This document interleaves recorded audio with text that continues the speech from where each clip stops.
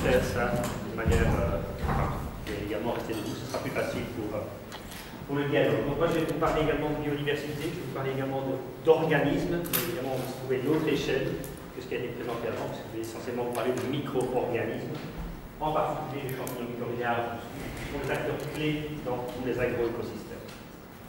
Donc peut-être d'abord un petit point d'introduction sur pourquoi finalement s'intéresser à la vie du sol. La vie du sol, vous savez que c'est quelque chose qui est très divers, très abondant. Alors simplement, il y a un certain nombre d'organismes qui sont visibles à l'œil nu. On va parler, ici on va parler d'insectes, on va parler de protoures, on va parler de colomboles, on va parler de crustacés, on va parler également des vers de terre, qui sont les ingénieurs de l'écosystème. Ils creusent des galeries, ils permettent la circulation de l'eau, la circulation des gaz, la redistribution des éléments minéraux, l'ancrage et la croissance des racines. Ils empêchent également l'érosion, donc ce sont des organismes très très importants. Et à côté de ça, moi je vais un petit peu plus m'intéresser, je dirais, aux micro-organismes, donc tout ce qui est invisible à l'œil nu, encore que, avec 4 grands groupes qui sont particulièrement importants. Les premiers sont les prokaryotes, en gros ce sont les bactéries. Et vous voyez ici que pour l'abondance, eh bien, par centimètre cube de sol, vous pouvez avoir de 4 à 20 fois 10 exposant 9 cellules, ce qui est quand même tout à fait considérable. 1 milliard de cellules par gramme, c'est un chiffre qu'on peut retenir très facilement. Vous avez à côté de ça des champignons qui sont également très importants. On peut avoir jusqu'à 100 mètres, voire 200, 300 mètres dans certains cas, de mycélium ou nif par gramme de sol. Donc, on est évidemment à l'échelle micro. Vous avez les champignons mycorhizaires, ceux-là je vais les aborder un petit peu de manière plus détaillée dans la suite de l'exposé. Et puis les protistes qui sont également des eucaryotes unicellulaires. Alors tous ces organismes, dans le sol, ça représente 4 à 5 fois 10 exposant 30 cellules microbiennes. C'est le deuxième plus grand réservoir de biodiversité sur Terre, après les océans. Donc c'est quelque chose de tout à fait considérable. Et donc il peut potentiellement être exploité par l'agriculture, peut être exploité pour les services au niveau agricole. Le gros problème qui se pose, c'est que la plupart de ces micro-organismes sont inconnus. On connaît à peu près 3 à 4% de la diversité. On ne connaît pas grand-chose. Et la grande majorité sont non cultivables. Donc malgré tout, les micro-organismes qu'on connaît, ils remplissent un certain nombre de fonctions. Et on peut les considérer, en tout cas moi je les considère comme des partenaires de nos cultures agricoles.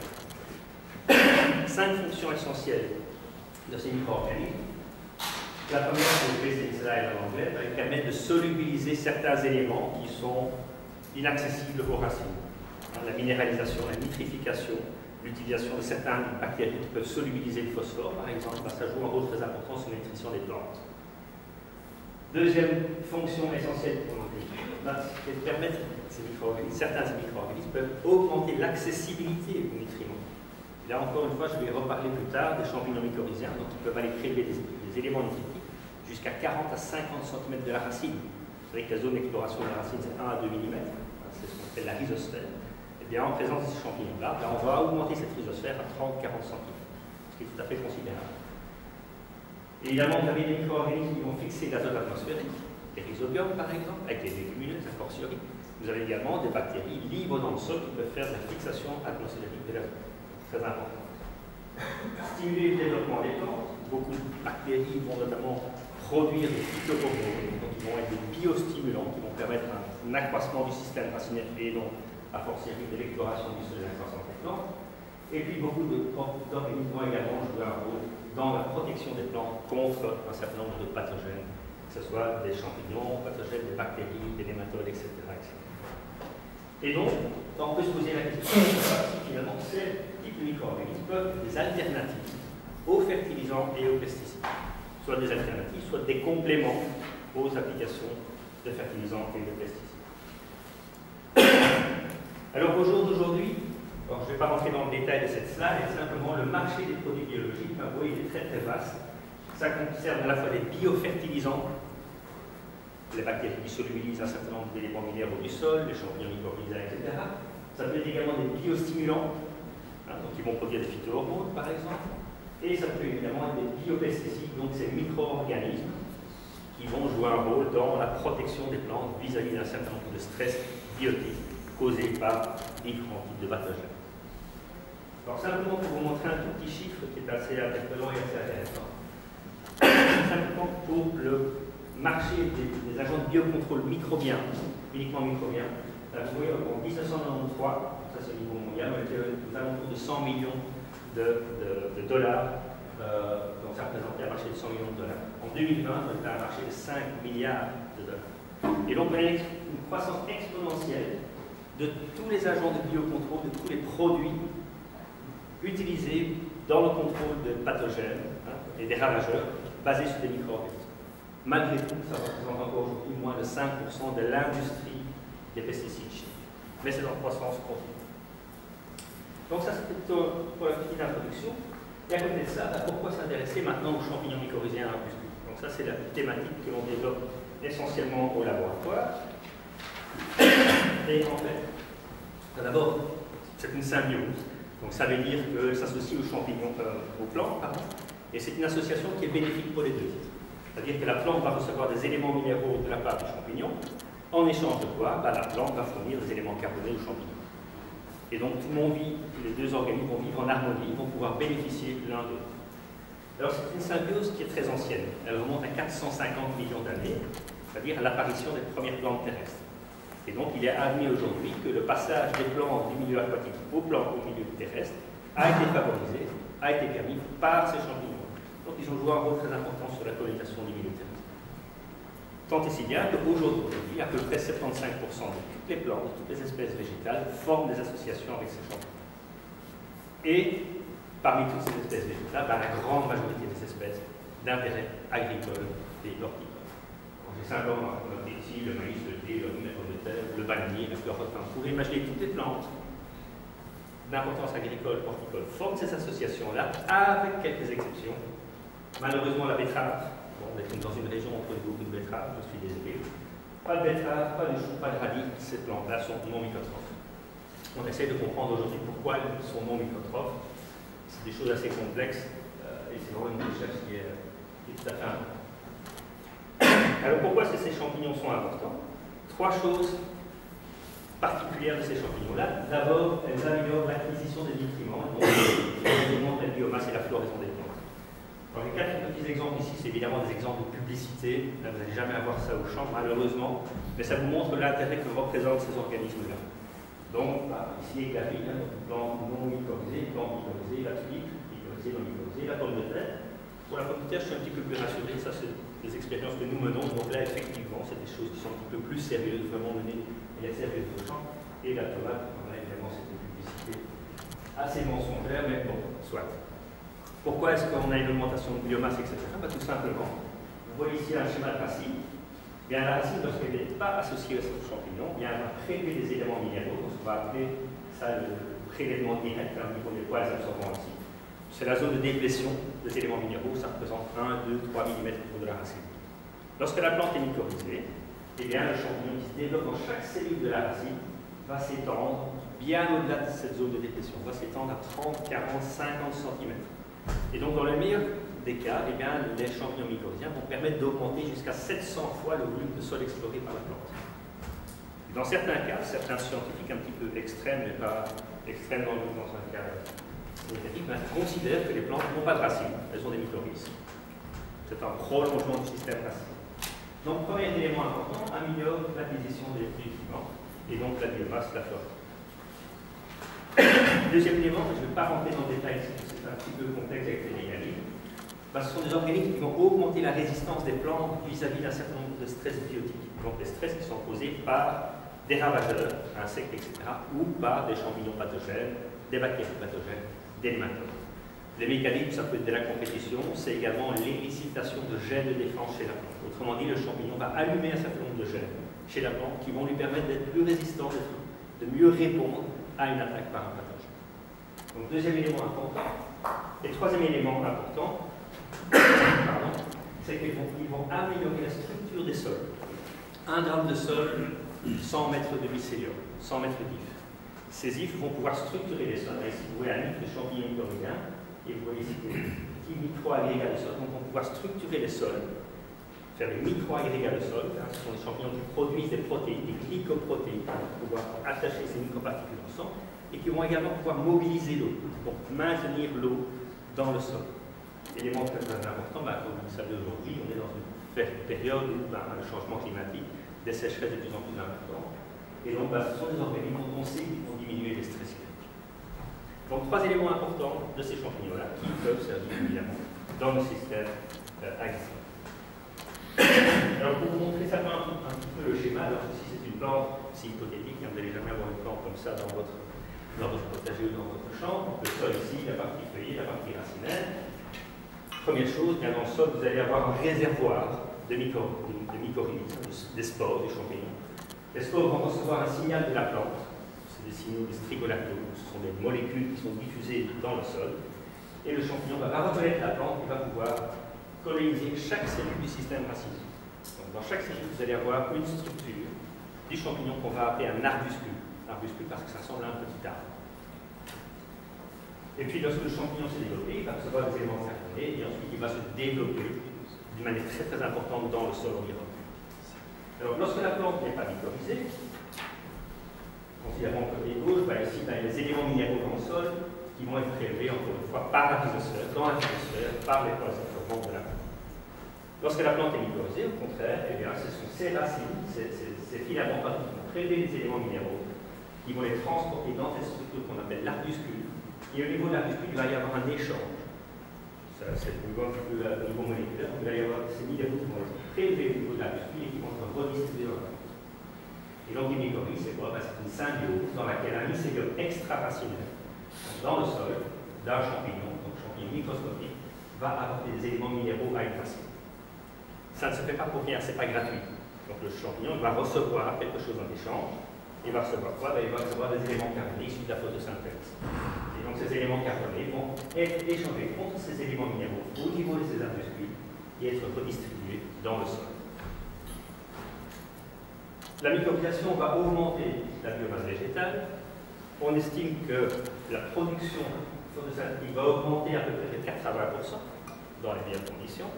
Et donc ça veut dire qu'on estime aujourd'hui, si on fait un calcul un petit peu rapide, 5 milliards de tonnes de carbone qui sont stockées dans les sols par les champignons. C'est le principal réservoir, de carbone dans le sol. Alors, après tout ça, est-ce qu'on peut se poser la question de savoir si ce sont des organismes qui sont des acteurs clés dans les agroécosystèmes? Et en fait, on peut se poser 3 questions. De manière relativement simple. La première, sont-ils bénéfiques à la culture cible? Donc moi, je fais des oignons, je fais du blé, je fais ceci, je fais cela. Est-ce que les micro-organismes, est-ce que ces champignons-là sont bénéfiques à ma culture spécifique? Première question qu'on peut se poser. La deuxième question, est-ce que c'est compatible avec mes pratiques agricoles? Moi, je n'ai pas envie de changer du tout au tout mes pratiques agricoles. Je veux simplement utiliser ces micro-organismes, avoir un bénéfice pour ma culture, mais sans que j'ai à changer du tout au tout la manière dont je travaille. Donc, deuxième question, est-ce que c'est compatible avec les pratiques agricoles? Et la troisième question, c'est est-ce que l'inoculum, donc les mycorhizes qui sont produites par un certain nombre d'entreprises, je suis sûr que certains d'entre vous ont été contactés par des entreprises, est-ce qu'il est adéquat et est-ce qu'il est sûr? Donc, est-ce qu'on peut lui faire confiance?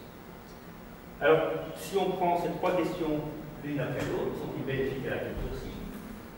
Encore une fois, une image un petit peu dans mon pub, sans mycorhizes, ici vous voyez les oignons en condition avec mycorhizes. Ça, c'est dans des conditions contrôlées de serre.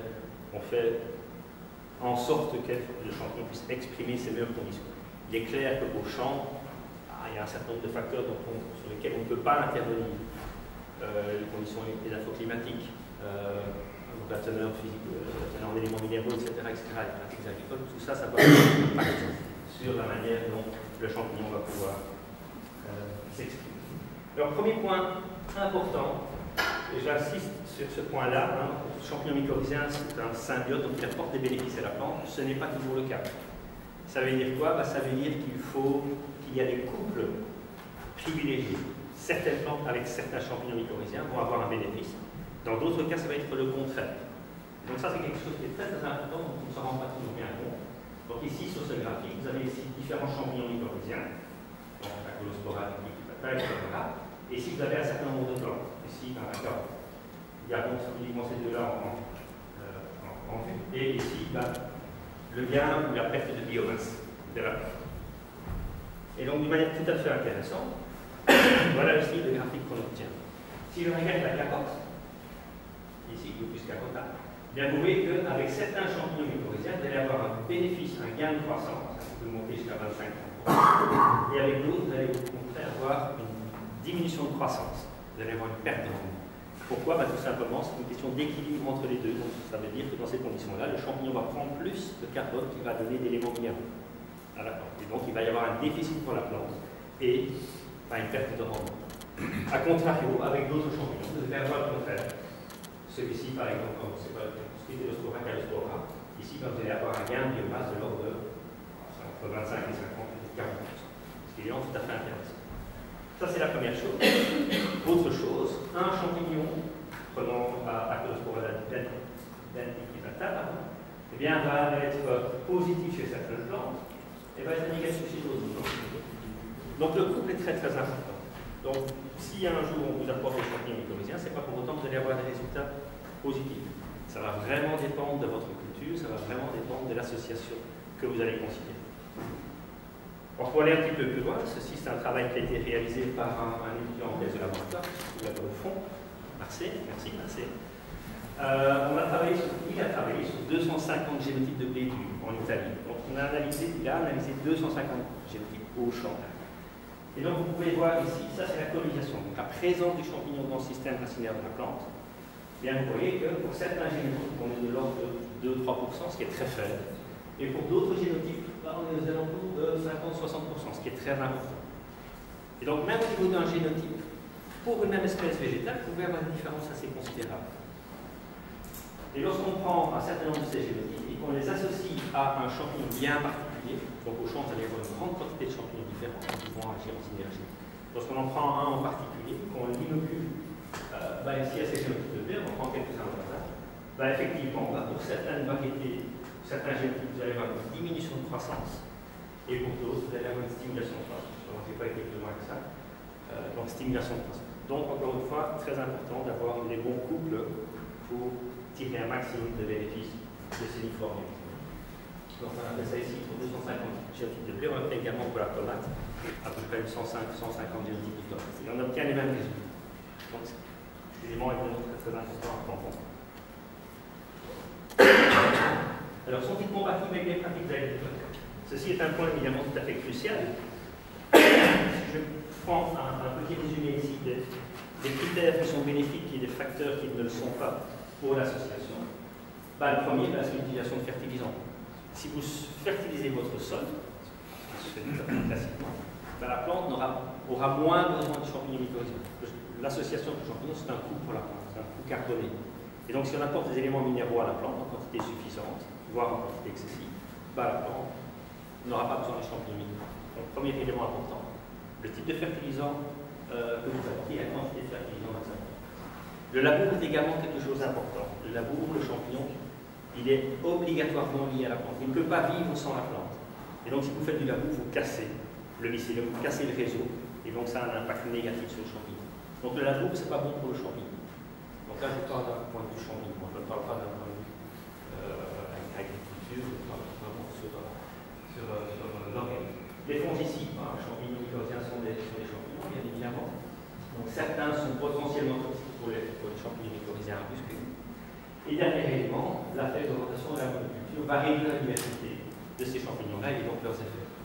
Simplement, si on regarde ici sur ce graphe-ci, donc la diversité ici, en axe vertical, en fonction d'une degré de rotation, 1, ça veut dire une rotation complète. Sur 4 ans, vous avez chaque année une culture différente. 0 veut dire monoculture de maïs. Non, c'est le contraire, pardon. 0 veut dire rotation complète et 1 veut dire monoculture. D'accord? Donc, sur 4 ans, ici, vous avez 4 cultures, et là, vous avez que le maïs. Là, vous voyez que la diversité en fonction de votre système de culture, donc monoculture, va décroître de manière assez importante avec l'utilisation de la monoculture. Et donc, pour pouvoir être utilisé, eh bien, les CMA doivent être gérés de manière optimale. Quelles sont les pratiques bénéfiques? L'utilisation de fertilisants à faible solubilité, par exemple le roquephosphate, c'est une option tout à fait intéressante. L'exclusion de la plupart des biocides, je pense que c'est un petit peu l'objet de la discussion ici, aller vers le zéro pesticide. Avoir des périodes de repos, donc qui permettent à la population des micro-organismes d'animaux s'alimenter, d'augmenter, et puis une rotation diverse. Tout ça, ça va encourager l'association avec ces champignons. Les pratiques néfastes, c'est le labo pour le contrôle des mauvaises herbes, c'est les sols nus, c'est les plantes non microscopes, on parlait tout à l'heure de la betterave, et puis c'est également l'utilisation du cuivre, de fongicides à base de cuivre. Donc ça, c'est les éléments qui sont néfastes d'un point de vue champignon. Troisième élément, le inoculum adéquat est su. Donc ça, c'est une façon de produire l'inoculum, dans des serres en plastique. Donc ici, vous avez du maïs, on produit l'inoculum sur des systèmes racinaires en très très grande quantité. Ensuite, on va récupérer l'inoculum, le formuler et l'utiliser au champ. Donc, un bon nombre de sociétés travaillent de cette façon-là. Mais ça pose pas mal de problèmes. Simplement, ici, deux études que je vous montre. La première, c'est une étude qui est déjà assez ancienne, qui a été publiée en 2007, dans laquelle, deux chercheurs ont comparé 8 produits commerciaux que vous pouvez acheter. En grande surface, etc. C'est une étude qui est menée aux États-Unis. Aux États-Unis, vous pouvez les acheter par ici. Et donc, ils ont mesuré deux choses. Ils ont eu 8 inoculums différents, et ils ont mesuré le pourcentage de pollinisation, le pourcentage de présence des champignons dans la racine, et la fréquence, c'est-à-dire le nombre de plantes qui sont mycorhiziennes dans des populations de plantes. Qu'est-ce qu'ils ont observé? 5 de ces produits, donc 1, 2, 4, 5 et 8, ça fonctionne pas. Même à la dose recommandée, à 5 fois la dose recommandée, à 10 fois la dose recommandée, aucune pollinisation, rien. Donc c'est un produit qui n'a rien. Donc ça, c'est un premier point.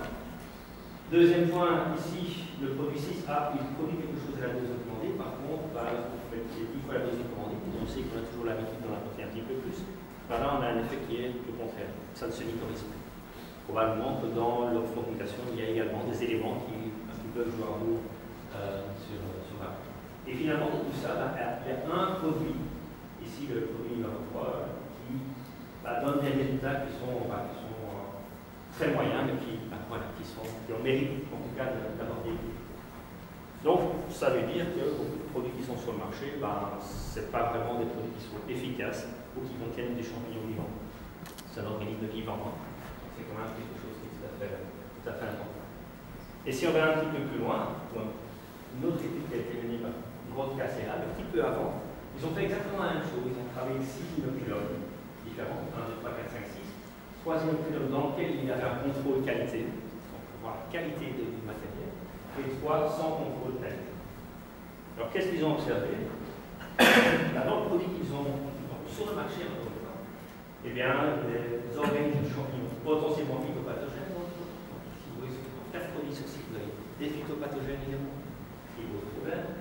Vous avez les hyperparasites, vous avez les saprophytes, vous avez parfois un nématode, vous avez également des semences, des herbes, ici, là, des algues. Et donc les produits, s'il n'y a pas un bon contrôle de qualité, on se retrouve également avec un problème. Si vous utilisez un produit mycorhizien dans votre sol et qu'en même temps vous apportez des mauvaises herbes, vous apportez des champignons pathogènes, etc., là on n'est pas beaucoup plus avancé. Donc c'est également un point qu'il faut bien garder à l'esprit.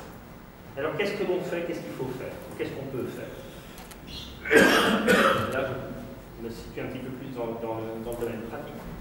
La première, si vous souhaitez utiliser à un moment donné des champignons mycorhiziens, la première, c'est d'avoir une idée de la qualité, de la présence de ces champignons dans vos sols. Ce sont des organismes qui sont ubiquistes, on les retrouve dans tous les sols. Mais ils peuvent se retrouver en quantité suffisante, en quantité très faible, en quantité très élevée. Et donc ce que l'on fait, ce qu'il faut faire, c'est d'abord faire une évaluation des densités de population. Alors pour cela, dans le laboratoire, on utilise ce qu'on appelle le MPM, c'est une méthode qui permet statistiquement d'évaluer quelle est la quantité, quelle est la densité de propagules dans chaque type de sol. Pour ce faire, il faut simplement prélever du sol, on va sécher, et on va diluer ce sol avec le même sol qui va être stérilisé. Donc, une série de dilutions successives. Autrement dit, on va partir du sol pur, et on va aller vers le sol qui ne contient plus que 1 millième, moins 10 millièmes, moins 100 millièmes de sol non stérile. Et donc, on va faire une croissance sur le plan de piège, si on utilise le B, et après 5-6 semaines, on va évaluer la quantité de propagules potentiellement infectieuses dans votre sol. Ça, c'est un premier point important. Ça va donner une idée si votre sol est riche. Pas riche. S'il est riche, il n'y a pas il n'y a pas lieu de faire de l'amendement. S'il est court, ben, vous pouvez prendre la décision d'apporter d'autres micro-organismes dans votre sol. Et donc, le deuxième élément important qu'on peut faire, c'est évaluer la colonisation racinaire. Donc là, il suffit de prélever le système racinaire de la plante, d'intérêt, et puis, ben, comme on voit ici, sur le maïs, ensuite on nettoie les racines, on fait une coloration avec un type de colorant, et on regarde dans le système racinaire la présence ou l'absence de ces champignons. Donc ça, c'est une étude que l'on a faite en région wallonne, sur une vingtaine de parcelles de maïs. Ça remonte déjà pas mal d'années, ici, un peu les parcelles où elles sont affectées. Donc on a été prélevé, on a appris un petit peu sur l'historique de ces parcelles. Et les résultats que l'on obtient, les voici. Donc simplement, vous pouvez récupérer les lavants, tordus, etc., pétales, conchignons, etc. Donc, première chose importante, c'est que tous les sols, quels qu'ils soient, contiennent des champignons micro-organismes. Donc ça, c'est un point intéressant quand même de savoir qu'il y en a partout. L'autre point important est de savoir qu'on a quand même des variations très importantes. Si on va appliquer, par exemple, la densité est très faible. Donc on a de l'ordre de 14 propagules en termes de sol. Et à contrario, lorsque vous allez, on ne prend pas une de l'air qui est en région wallonne, mais peu importe, une de l'air ici, vous pouvez monter jusqu'à 1400, donc 1000 fois plus, 100 fois plus, pardon, de propagules alvéolaires dans cette situation, dans ce genre de maïs. Donc là, effectivement, pas d'amendement à faire, pas besoin d'apporter des mycorhizes. Par contre, ici, on aurait tendance à dire qu'il peut certainement en avoir. Et vous voyez, ça peut être corrélé avec la colonisation racinaire, la colonisation de la plante, ici, également très très importante. Là, on peut vraiment s'attendre à une réponse de la plante. Alors, ça, c'est une première approche. Donc, évaluer un petit peu les conditions de vos sols.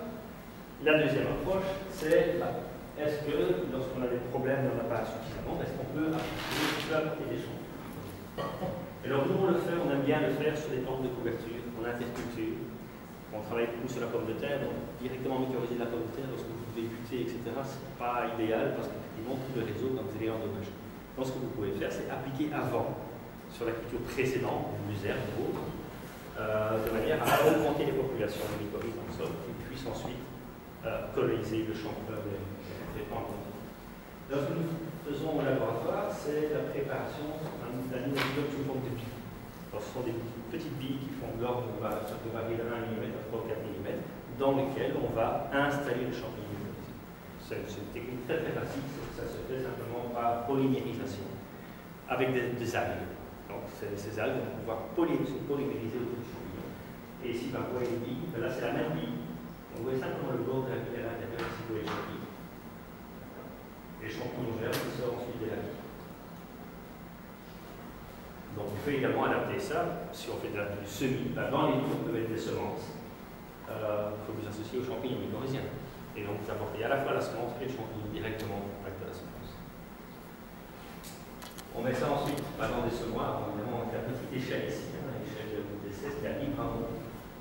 Ici, vous voyez les billes, les semences. Et sans rentrer trop dans le détail, on prépare le sol. Ensuite, on va semer, je pense que c'était de la luzerne, les champignons mycorhiziens. Après un certain temps, ça va pousser. On va se débarrasser ensuite. On va noyer tout ça, on va labourer, on va planter les pommes.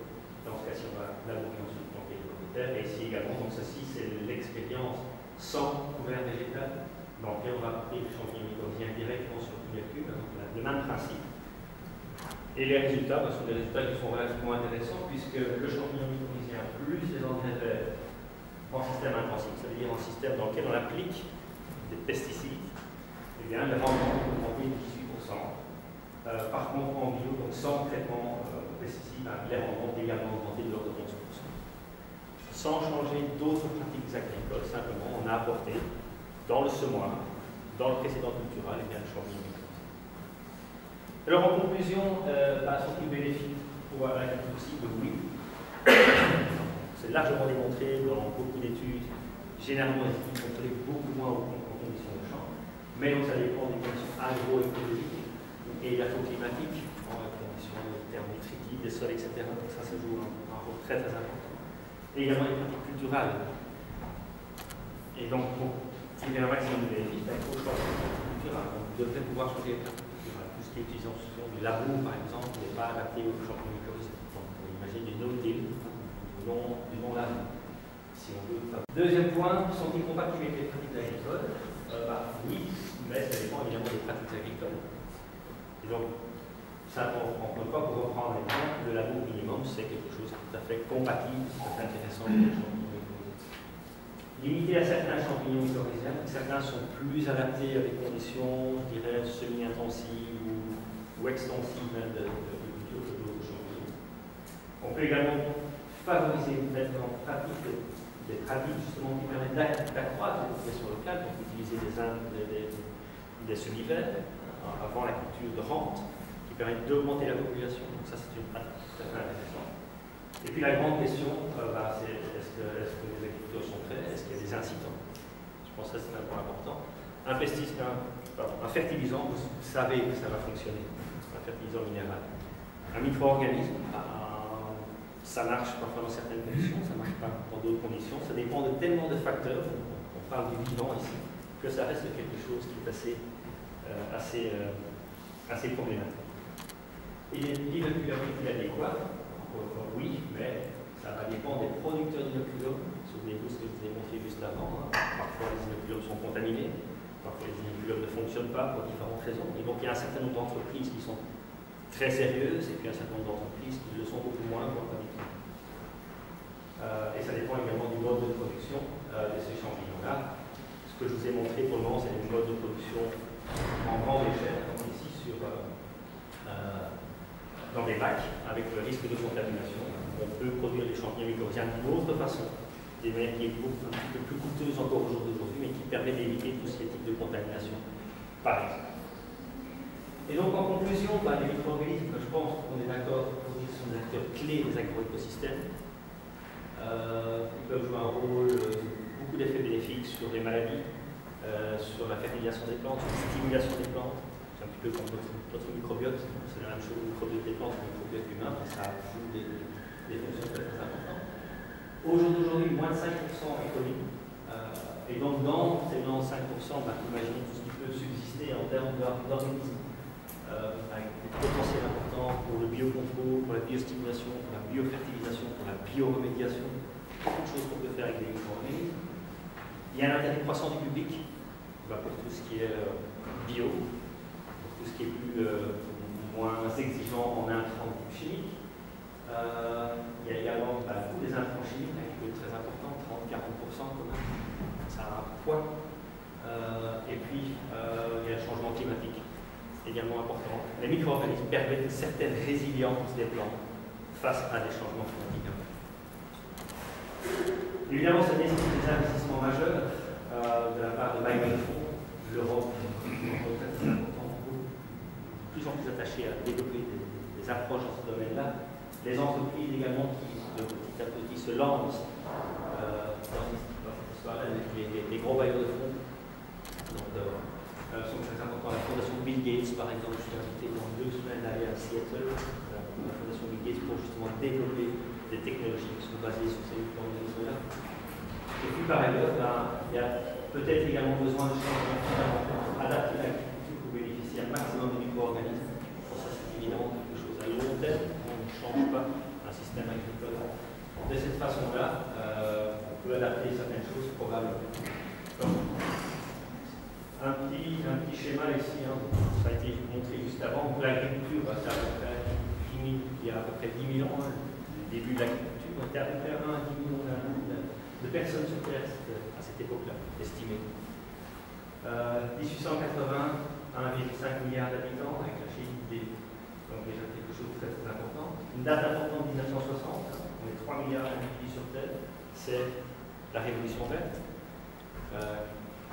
C'est très important, l'utilisation de la mécanisation, c'est un peu important, l'utilisation de fertilisants, de pesticides, avec une augmentation évidemment très très importante du nombre d'humains, tout simplement parce qu'il y a plus de nourriture à disposition. Et on va vers 2050, vers 9,2 milliards d'habitants, avec ce que je pense être quelque chose qui est important, qui est véritablement en route aujourd'hui, c'est la révolution du microbiome. Ça veut dire que la gestion, l'utilisation de tout ce qui est micro-organismes du sol pour justement améliorer la croissance des plantes, augmenter la résilience des plantes. C'est vraiment une nouvelle ère qui se met en place. C'est un processus continu, ce n'est pas du jour au lendemain évidemment, mais de plus en plus de bailleurs de fonds, de scientifiques s'intéressent à ce genre de choses-là. Et je pense vraiment quelque chose qui a un avenir tout à fait essentiel. Et je vous remercie pour votre attention.